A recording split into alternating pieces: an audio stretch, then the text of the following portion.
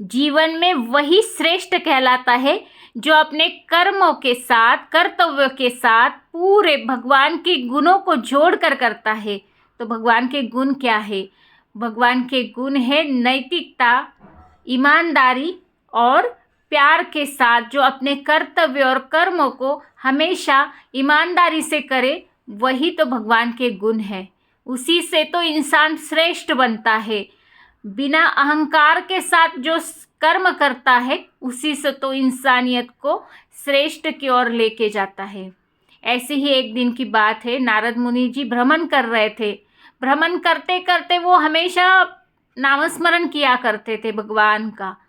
तो ऐसे ही मन में उनके भाव आ गया, मेरे जैसा तो भगत कोई नहीं है, मैं ही श्रेष्ठ भगत हूँ जो भगवान विष्णु जी का हमेशा नाम स्मरण करते रहता हूँ। मेरे मुख में हमेशा उनका नाम रहता है, मेरे मन में हमेशा, मेरे दिल में हमेशा भगवान विष्णु जी की याद रहती है, मैं हमेशा नाम स्मरण करता हूँ।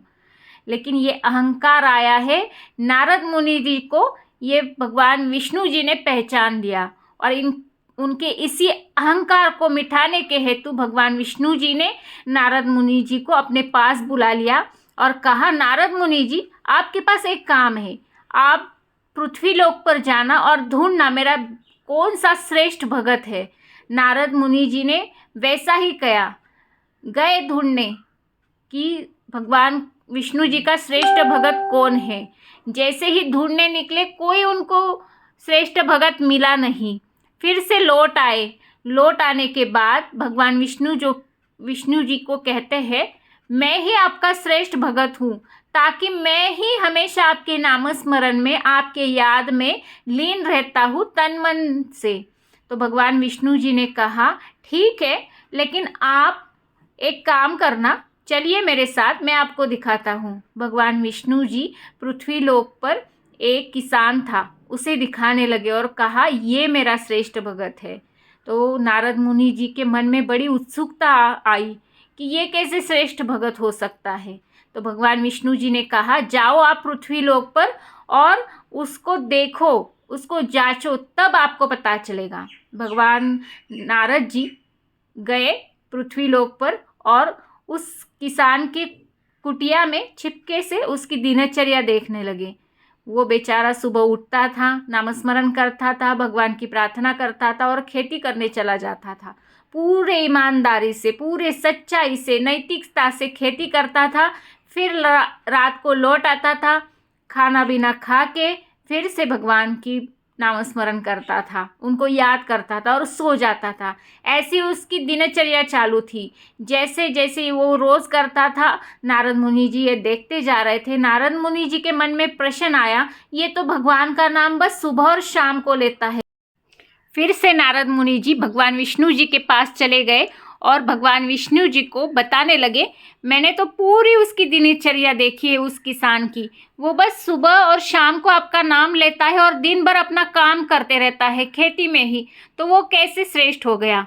भगवान विष्णु जी ने नारद मुनि जी को एक तेल भरा कटोरा दिया और कहा कि ये कटोरा लेके आपने इसकी एक बूंद भी नीचे नहीं गिरानी है और पृथ्वी को प्रदक्षिणा करके आनी है।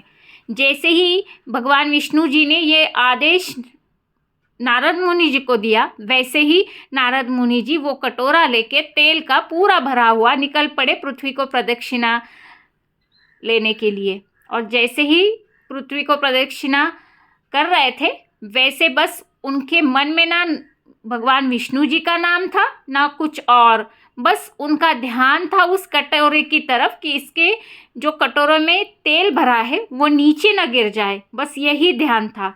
वो बस प्रदक्षिणा लगा रहे थे और प्रदक्षिणा होने के बाद फिर से भगवान विष्णु जी के पास लौट गए और उनको कहने लगे, देखिए भगवान जी, मैंने तो प्रदक्षिणा पूरी कर ली और तेल कटोरे से बाहर एक बूंद भी नहीं गिरी है।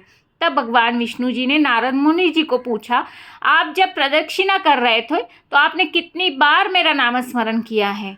तो नारद मुनि जी बोलने लगे, मैंने तो एक बार भी आपका नामस्मरण नहीं किया, क्योंकि मेरा पूरा ध्यान था उस कटोरे के अंदर जो तेल है वो एक बूंद भी नीचे गिरना नहीं चाहिए, ये आपका आदेश था, तो उस आदेश का ही मैंने पालन किया है।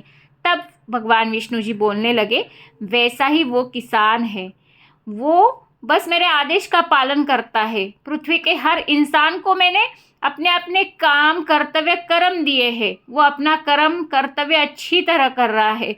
वो सुबह उठता है, मेरा नाम लेता है, मुझे समर्पित करता है और अपने काम में मगन होता है। शाम को आता है, फिर से मेरा शुक्रिया करता है और अपने काम में मगन होता है।